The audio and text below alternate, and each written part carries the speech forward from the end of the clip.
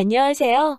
매일 새로운 사연을 전하는 읽어주는 사연 라디오입니다. 구독과 좋아요, 많은 공유 부탁드립니다. 오늘의 사연 시작하겠습니다. 안녕하세요. 결혼을 앞두고 있던 31살 여자입니다. 정말 너무 속상하고 힘이 드네요. 제가 대학생이 될 무렵 일찍 아버지를 여의었어요. 급작스러운 사고이기는 했는데 아버지 이름으로 되어 있는 아파트도 두 채나 있었고 미리 준비해두신 보험 덕분에 아버지가 없어도 살아가는 데는 큰 문제가 없었어요. 온 가족이 아버지를 먼저 보냈다는 사실에 처음에는 다들 많이 힘들어했지만 산 사람은 살아야지 않겠냐며 이내 곧 털어내고 일어날 수 있었어요. 저도 제 남동생도 어린 마음에 아버지가 돌아가신 그때의 상황이 너무 힘들었지만 우리가 힘들어한다면 제일 힘들어할 사람은 우리 어머니라는 생각에 같이 힘들게 이겨냈습니다. 그렇게 시간은 지나고 저도 대학을 졸업해 취직을 하게 되었고 남자친구를 만나 결혼을 준비하고 있었습니다. 남자친구는 저와 나이 차이가 있던 남동생의 과외 선생님이었어요. 오며 가며 저도 마주치게 되었고 남동생의 과외 선생님이다 보니 남동생과도 사이가 좋아서 그 부분이 가장 마음에 들었습니다. 결혼을 한다면 남편이 제 남동생하고 사이가 좋게 지냈으면 했거든요. 스드메를 알아보면서 제가 드레스 피팅을 하던 날에 어머니가 눈물을 뚝뚝 흘리시면서 제가 이렇게 예쁜 모습을 저희 아버지가 봤었어야 했다고 하시며 슬퍼하셨어요. 그렇게 정신없이 결혼 준비를 하면서 하루하루를 보내는 와중에 안타깝고 충격적인 일이 생기게 되었습니다. 친구들하고 놀러 나가셨던 우리 어머니가 고속도로에서 교통사고가 크게 나게 되었고 그걸로 입원해 계시다가 결국 교통사고로 돌아가시게 되었습니다. 난데없이 저와 제 남동생은 고아가 되어버렸어요. 얼마 안 있어 올릴 제 결혼식을 엄청 기대하셨는데 아버지가 제 드레스 입은 모습을 못 보는 게 아쉽다고 하시던 어머니마저 떠나보내게 되니 모든 게 허무하더라고요. 장례식장에서 멍하니 천장만 바라보고 있었어요. 정말 무슨 생각으로 앉아있나 싶더라고요. 한참 정신을 못 차리고 있는 와중에 제 남동생이 저한테 제 전화기를 건넸어요. 시어머니 되실 분의 전화라고. 제 전화기가 아까 전부터 계속 울렸다고 말하면서 전화기를 제 눈앞으로 들이밀더라고요. 경황은 없었지만 이제 내 가족이 되실 분이니 계속해서 터져나오는 울음을 참으며 전화기를 붙잡고 전화를 받았지요. 시어머니는 심심한 위로의 말씀을 건네주셨고 저도 감사히 위로를 받았습니다. 그리고 다음 날에도 시어머니는 제게 전화를 주셨습니다. 그런데 이번에는 저를 걱정해서 위로해주는 말씀이 아니라 다른 말을 하시더라고요. 장례가 끝나는 날이 언제냐고 물으시더니 알아보던 혼수는 어찌 되었느냐고 물어보셨습니다. 저는 제 귀를 의심했습니다. 아무리 결혼이 일륜지대사라지만 집안에 초상이 났는데 직접 찾아오시지는 못할 망정 혼수 준비하던 게 어떻게 돼가냐고 확인하시는 전화라니요. 어이가 없었지만 그 질문에 화를 내거나 대답도 할 틈도 없었습니다. 저도 경황이 너무 없었거든요. 나중에 전화드리겠다 말하고 그냥 전화를 끊었습니다. 저는 동생과 둘이서 어머니의 상을 치러내야 했고 이제 저는 결혼을 한다지만 부모님 두 분 다 보내고 저 혼자 남은 이 기분을 어찌 감추고 살아야 하나 싶어 앞이 막막하더라고요. 그리고 아직 대학교도 졸업하지 못한 남동생을 보니 한숨이 푹푹 나오더라고요. 마지막으로 엄마를 보낼 때에는 울다가 숨이 넘어가 실신 직전까지 가게 되었습니다. 모든 게 끝나고 온 가족이 같이 살던 집에 돌아오니 집안 곳곳이 전부 어머니의 흔적들로 가득했어요. 울다가 울음을 그쳤다가 넋이 나간 사람처럼 몇 시간을 혼자 펑펑 울었습니다. 그 시간을 어떻게 보냈는지도 모르겠어요. 한참 집안을 정리하면서 울다 지쳐 새벽이 다 되어서 제 방으로 들어왔습니다. 앞으로 몇 시간밖에 못 자겠더라고요. 그래도 아침에 일찍 일어나기 위해 알람을 켜기 위해 핸드폰을 들었는데 제 전화기에 부재중 전화가 수십 통이 와 있더라고요. 모두 시어머니 되실 분의 전화였습니다. 상을 치르고 있을 거라는 걸 알고 계셨을 텐데 무슨 급한 일이 있길래 이렇게 안달나게 전화를 주신 걸까 싶어서 날이 밝으면 전화를 드려야겠다고 생각하고 잠을 청했습니다. 알람을 7시에 맞추어 놓았는데 6시부터 제 전화기가 울리더라고요. 예비 시어머니의 전화였습니다. 이 시간에 전화를 주신 거면 무슨 큰일이 나도 낫겠다 싶어 저도 화들짝 놀라서 전화를 받았습니다. 무슨 일로 전화를 주셨는지 조심히 물어봤는데 예비 시어머니께서는 저에게 지금 살고 있는 집이 전세인지 자가인지 물어보시더군요. 자가라고 대답을 드렸더니 그렇냐고 하시면서 이번에는 아파트가 몇 평인지 물어보셨어요. 32평형이라고 대답을 드리니 이번에는 그 집을 누가 상속받게 돼 있냐고 물으십니다. 이해가 안 되는 것도 있었지만 속이 뻔히 보이는 질문에 저도 슬슬 화가 나기 시작했습니다. 아직 결혼을 한 게 아니라지만 사돈이 될 저희 어머니의 장례식인데 참석도 안 하고 첫날에 전화로 안부를 묻기는 하셨지만 저도 여러모로 기분이 안 좋아지기 시작했습니다.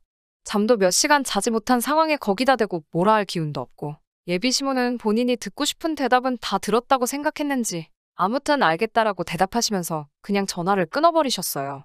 저녁이 되니 퇴근한 예비신랑이 저희 집에 찾아왔어요. 제가 걱정이 돼서 찾아온 거지요. 저를 찾아온 예비신랑에게 당신 어머니가 나한테 전화해서 뭐를 물어보셨는지 알고는 있느냐며 이 사실을 물어봤습니다. 예비신랑은 본인 어머니가 성격이 급하셔서 그런 거라며 얼버무리기 바쁘더라고요. 그러면서 조심히 저한테 말을 꺼내더라고요.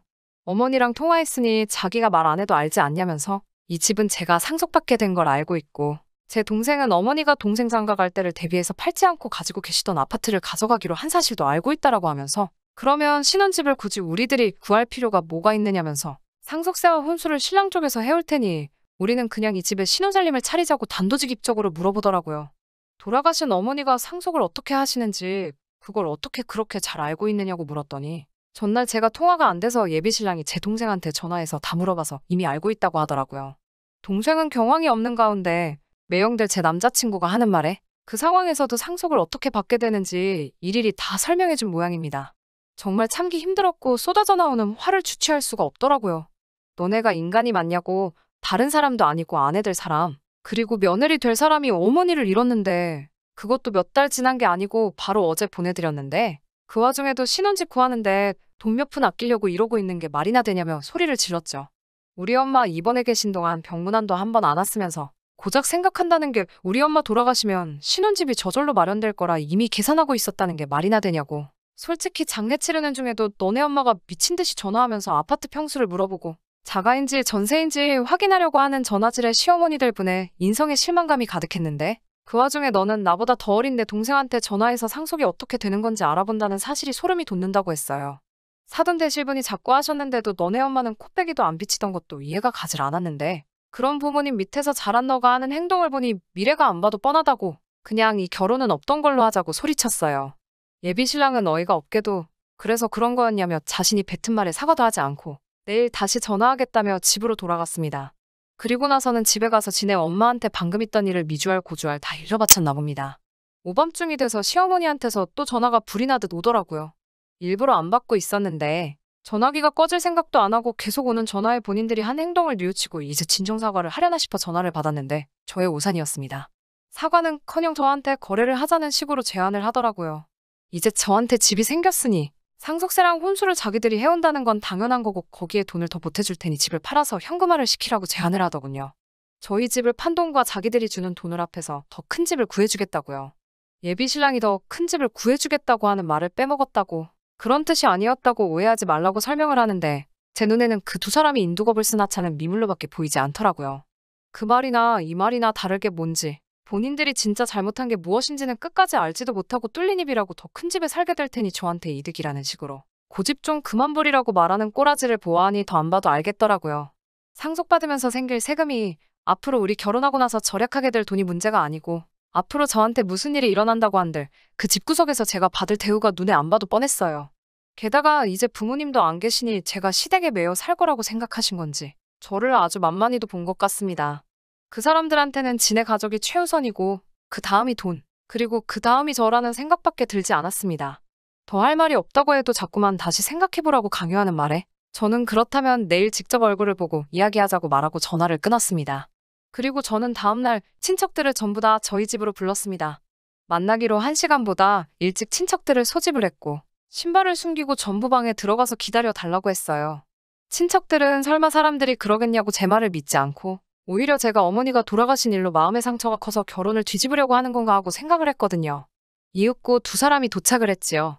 제 말을 믿지 않는 친척들에게 제가 거짓말을 하는 게 아니라고 직접 들어보면 알 거라고 말하고 그냥 방 안에 있으면서 두 사람이 어떤 식으로 나오는지 듣기만 하라고 말하고 저 혼자 거실에 나와서 두 사람을 맞아 대화를 시작했습니다.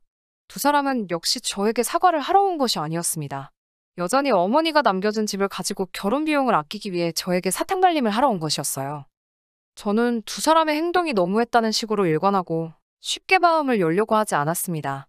시어머니는 죽은 사람은 죽은 사람이고 산 사람들은 살아야 하지 않겠냐면서 제가 손해볼 것도 없는데 뭐가 문제냐고 점점 화를 내기 시작했어요. 그러고 나서는 하는 말이 이제 저는 고아나 마찬가지고 혼주석을 비워둔 채로 결혼식을 올린다는 사실이 아주 결혼식에 참석한 사람들에게 보여주기 부끄러워 죽겠지만 그런 와중에도 저를 며느리로서 받아주려고 하니 오히려 제가 시댁에 고마움을 느껴서 알아서 먼저 그 제안에 따라야 한다고 하더라고요. 대화를 할 필요조차 없는데 벌써부터 시어머니를 오며 가며 하게 만든다고 쓴소리를 하게 만들며 예단은 필요가 없으니 그걸로 부조금을 한 셈치고 이제 그만 고집 꺾고 이 집을 팔아 더 큰 집을 구하든 엄마가 살던 집을 포기하기 싫으면 그냥 이 집에서 신혼살림을 차리든 알아서 하라며 저에게 역정을 내셨습니다. 그 말이 끝나기가 무섭게 방 안에서 저희 친척들이 우르르 나왔어요. 특히 저와 결혼할 예비신랑을 특히 더 마음에 들어하던 삼촌과 그를 친형처럼 따르던 제 동생의 표정은 실망감에 심하게 일그러져 있었습니다. 방 안에서 사람들이 몰려 나오니 두 사람은 당황해서 아까까지 신나게 떠들던 그 입을 꿈쩍도 하지 못하더라고요. 끝까지 본인들이 무슨 잘못을 했는지 깨닫지 못하고 결혼할 상대, 며느리 될 사람한테 이런 짓을 하는 게 사람이 맞냐면서 사회생활을 처음부터 다시 배워와야겠다고 몰아갔습니다.